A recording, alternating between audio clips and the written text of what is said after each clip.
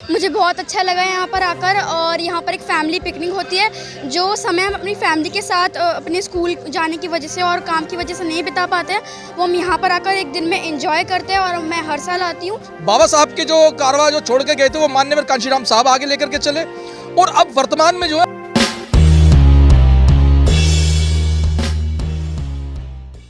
बाबा साहेब और गौतम बुद्ध के बारे में बात हो, ठीक है। तो प्यार तो अंधा है, वो देख नहीं सकता। प्यार तो गूंगा है, वो कुछ बोल नहीं पाता।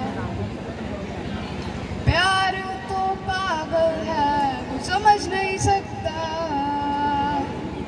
प्यार तो बहरा है, वो सुन नहीं सकता। जब दो प्रेमी मिल जाए तो दुनिया भाड़ में जाए, लेकिन तेरे प्रेम की उन्हें समझ नहीं।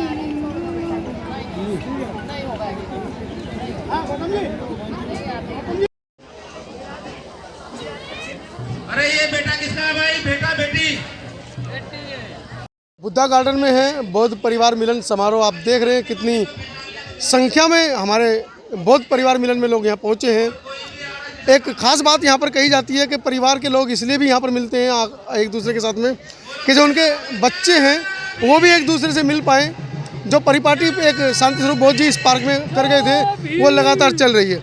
कुछ लड़कियाँ हैं हमारे साथ, इनसे बात करेंगे। बेटा आगे आइए,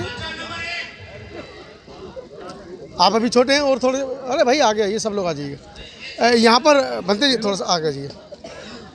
बौद्ध परिवार यहाँ पर इसलिए भी आते हैं कि जो सामाजिक लोग हैं वो आपस में एक दूसरे के साथ में बच्चों को देखें, उनके रिश्ते, उनकी शादियाँ भी यहाँ पर तय होती हैं। ऐसे बहुत से उदाहरण हैं जो इस पार्क में आए, वो पहली बार मिले और आज तक उनका जो पारिवारिक जीवन है, दाम्पत्य जीवन है, वो बहुत अच्छा चल रहा है। बनते जी, कितनी शादी आपने इस पार्क से कराई है आज तक? ये 26 साल से हम आ रहे हैं। और सर्वप्रथम जो शांति स्वरूप बौद्ध और बौद्धिस्ट सोसाइटी ऑफ इंडिया ने चालू किया, तो मैं एक भिक्खुनी थी, इनके प्रोग्राम में हर साल आती थी। चलते चलते कारवां बड़ा हुआ और लोग आते जा रहे, जुड़ते गए। पहले थोड़े से लोग, पहले लगभग हम 40-45 लोग से चालू हुआ होगा, और बाद में जुड़ते जुड़ते चले गए। और बौद्ध भिक्षु भी काफी आते हैं। पहले मैं अकेली आती थी साथ में। बौद्ध जी हमारे बीच में नहीं है। हाँ जी। और हजारों की संख्या में उनका परिवार जो बढ़ रहा है लगातार। हाँ, तो क्या कहेंगे? देखिए, उनका शांति स्वरूप जी का अच्छा काम था, और वो जाने के लिए मैं आज भी उनको इसी पार्क से माध्यम से, बुद्धा जयंती पार्क से उनको श्रद्धांजलि देती हूँ। वो उपासक जाने का आज भी मलाल है, दुख है, क्योंकि उनकी आवाज़ एक ऐसी थी, उनकी जो परिपाटी चलाई, उनका जितना भी बौद्ध परिवार है वो भी थोड़ा सदमे से उठ गया है, फिर भी वो कमियाँ पूरी नहीं हो रही। और जो शांति स्वरूप जी और जो बुद्धिस्ट सोसाइटी, क्योंकि दिल्ली प्रदेश के अध्यक्ष थे और शिवचरण बौद्ध मुझे लगता उपाध्यक्ष थे उस टाइम से ये कारवां चल रहा है, तो उनको यही हमारी श्रद्धांजलि है कि वो कारवां उनके पीछे भी ऐसा ही चलता रहेगा। आप परिवार के साथ आए हो बेटा, कैसा माहौल आपको लग रहा है? आज से पहले कभी इस तरह के कार्यक्रम में आए हो? हाँ, लास्ट टाइम आई थी 2019 में। हाँ जी। ठीक है, तो क्या लग रहा है, क्या अनुभव है? बहुत अच्छा है कि सारे के सारे जितने भी है सारे साथ में एक साथ बैठे हैं। हाँ जी। सर क्या कहेंगे इस बारे में? देखिए साहब, बौद्धाचार्य के द्वारा ये जो प्रोग्राम शुरू करा गया था, वो उसके पीछे एक वजह थी कि एक तो सामाजिक हमारे जो लोग हैं वो इस प्रोग्राम से जुड़ें जी। उसके बाद में उनका जो प्रोग्राम था कि समाज के साथ में जितने भी लोग आए वो अपने परिवार के साथ आए, तो ये पारिवारिक मिलन समारोह भी है। सामाजिक लोगों का मिलन तो है, लेकिन पारिवारिक भी है। उसके साथ ही जो उनका एक मुख्य उद्देश्य था कि बौद्ध संस्कृति से हमारे लोगों को कैसे जोड़ा जाए, तो ये उस हिसाब से ये सांस्कृतिक भी है। तो सांस्कृतिक भी है, और जब हम लोग सांस्कृतिक से जुड़ जाते हैं तो हम ये जानने की कोशिश करते हैं कि किस वजह से प्रोग्राम शुरू हुआ है। तो इसलिए ये वैचारिक जो है हमारा जो है आदान, उसका वैचारिक क्रांति भी है। तो मैं ये बौद्ध परिवार मिलन ना होकर के ये मेरे हिसाब से सामाजिक, पारिवारिक, सांस्कृतिक और वैचारिक का सब मिला जुला जो है ये संगम है। और ये बौद्धाचार्य का जो उनके द्वारा शुरू किया गया प्रयास था आज से काफ़ी साल पहले, वो मैं समझता हूँ कि अब ये बढ़ता ही रहेगा, और पिछले सालों के मुकाबले बहुत ज़्यादा बड़ा भी है ये। अब ये बहुत तेज़ी से उनकी जो बात जो है ना लोगों के बीच में जारी है, लोग जुड़ रहे हैं। पिछले साल के मुकाबले हमने देखा कि गवर्नमेंट जॉब में आप हैं जी? गवर्नमेंट जॉब में आप? नहीं, मैं गवर्नमेंट जॉब में नहीं हूँ, मैं भी जो है अपने मुझे लगा गवर्नमेंट जॉब में। मैं बता दूँ, जहाँ सामाजिक क्रांति की बात चल रही है, वैचारिक क्रांति की बात चल रही है, और एक हुजूम हज़ारों की संख्या में जब इकट्ठा होता है अपने हक अधिकारों के लिए, तो कहीं ना कहीं जैसे कि हमारे महापुरुष बाबा साहब और स्वयं मान्यवर काशीराम साहब कहते थे कि जब हम लोग एक होंगे तो राजनीतिक रूप से भी हम सक्षम होंगे। मैं इसीलिए पूछ रहा था आपसे। जी। राजनीति की बात नहीं की आपने। देखिए, राजनीति के अंदर देखिए आज क्या है कि बहुत सारे राजनीति दल हैं हमारे देश के अंदर, लेकिन हमें इस चीज़ की बहुत ज़्यादा खुशी है कि बहुजन समाज पार्टी इस देश की तीसरी सबसे बड़ी ताकतवर पार्टी है कि जिसके साथ हमारे लोग, जो वैचारिक लोग हैं, जिनको समझ आ गई है, वो बहुत मजबूती के साथ जुड़ रहे हैं। लेकिन जिन्हों में विचारधारा की कमी है वो अभी भी जो है इधर उधर भटक रहे हैं। लेकिन जो व्यक्ति सामाजिक महापुरुषों से हमारे जुड़ गया, वो आप समझ लीजिए कि वो ऑटोमेटिकली बहुजन समाज पार्टी के साथ जुड़ गया। क्योंकि हमारी जो पार्टी है बहुजन समाज पार्टी, जिसकी एकमात्र नेता है पूरे देश के अंदर बहन कुमारी मायावती जी, हमें बहुत खुशी है कि वो उस आंदोलन को लेकर चल रही हैं जो 108 वर्ष पुराना है, जो ज्योतिबा फुले साहब से शुरू हुआ था। ज्योतिबा फुले साहब ने सबसे पहले जो उसकी शुरुआत करी वो माता सावित्रीबाई फुले को शिक्षा दे करके शुरुआत करी। उसके बाद में उनका जो आंदोलन को जो आगे बढ़ाया वो साहू जी महाराज साहब ने आगे बढ़ाया। साहू जी महाराज की मिशन मूवमेंट को जो है बाबा साहब डॉक्टर अंबेडकर साहब ने आगे बढ़ाया।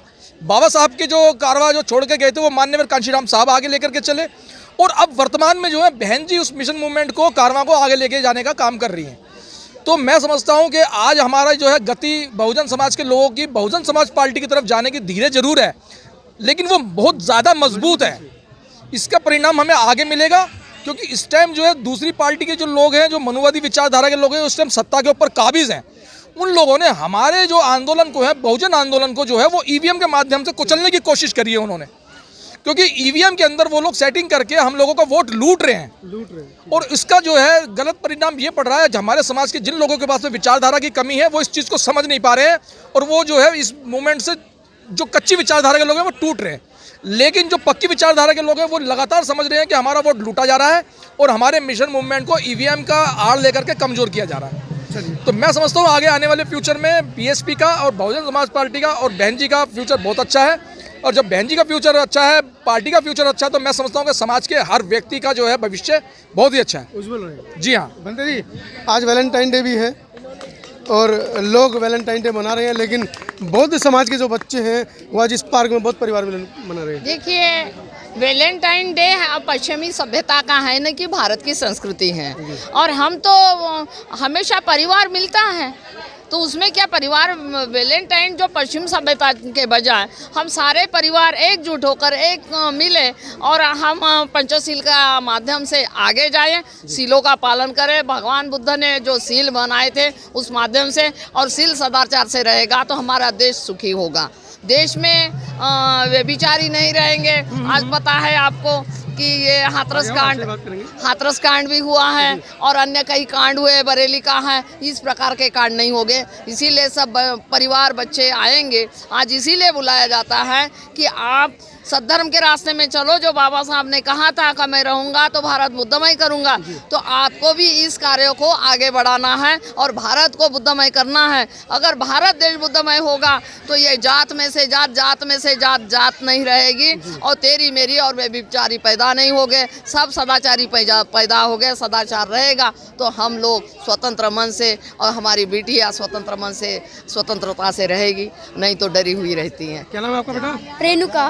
रेणुका, पहली बार आए हो पार्क में? नहीं, मैं हर साल आती हूँ। हर साल आते हो? हाँ तो जी। किस तरीके की फीलिंग आपको होती है?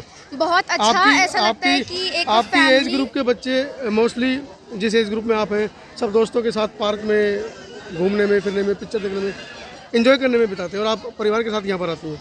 मुझे बहुत अच्छा लगा यहाँ पर आकर, और यहाँ पर एक फैमिली पिकनिक होती है। जो समय हम अपनी फैमिली के साथ अपने स्कूल जाने की वजह से और काम की वजह से नहीं बिता पाते हैं, वो हम यहाँ पर आकर एक दिन में एंजॉय करते हैं। और मैं हर साल आती हूँ। मम्मी के साथ आए हो? हाँ जी, मैं अपनी पूरी फैमिली के साथ आती हूँ। आइए आइए, आप तो बहुत होनहार है, आपकी बेटी इतनी होनहार है। कितना आपने एक्टिव किया है अभी से? ये पापा भी अच्छा, हैं। बहुत अच्छा बोल रहे हो आप। मुझे यहाँ पर आकर बहुत अच्छा लगता है। मैं बहुत सारी गेम्स भी खेलती हूँ, म्यूज़िकल चेयर और बहुत सारी ऐसी चीज़ें जो हम अपनी डेली लाइफ में नहीं कर पाते हैं, हम एक दिन में वो सारी चीज़ें यहाँ पर खेल सकते हैं, एंजॉय कर सकते हैं। ये बहुत एंजॉयफुल जगह है। मैं अपने उम्र के सारे बच्चों को यही बात कहना चाहती हूँ कि आप लोग भी यहाँ पर आए। ये हर फरवरी की सेकेंड वीक के संडे में आता है। आप यहाँ पर आए, एंजॉय कीजिए और अपना संडे बहुत परिवार मिलन मेला को दीजिए। मैं धन्यवाद करूंगा ऐसे मम्मी डैडी को हालांकि मैं बहुत से लोगों से बातें करता हूँ, अभी भी मैं कुछ लड़कियों से बातें करने की कोशिश कर रहा था, लेकिन हो सकता है कि मीडिया के सामने या इस तरीके से कैमरे के सामने उन्हें आने में संकोच हो रहा हो। लेकिन मुझे लगता है कि रेणुका नाम होता है ना अपना, रेणुका से सीखना चाहिए हमारे बच्चों को भी। मैं हर वीडियो में अपनी ये बात कहता हूँ कि अगर ब्राह्मण समाज का एक छोटा सा भी बच्चा होगा तो वो अपनी बात को 100 आदमी में रखने की क्षमता रखता होगा। हमारे समाज के बच्चों को रेणुका से कहीं ना कहीं सीख लेनी होगी कि किस तरह से वो अपनी बात को प्रमुखता से मीडिया के सामने, समाज के सामने, भीड़ के सामने रखे, वो भी निडरता से। धन्यवाद। सब्सक्राइब करें आपके अपने चैनल समता आवाज़ टीवी को, बेल आइकन दबाना ना भूलें सबसे पहले हमारी वीडियो देखने के लिए।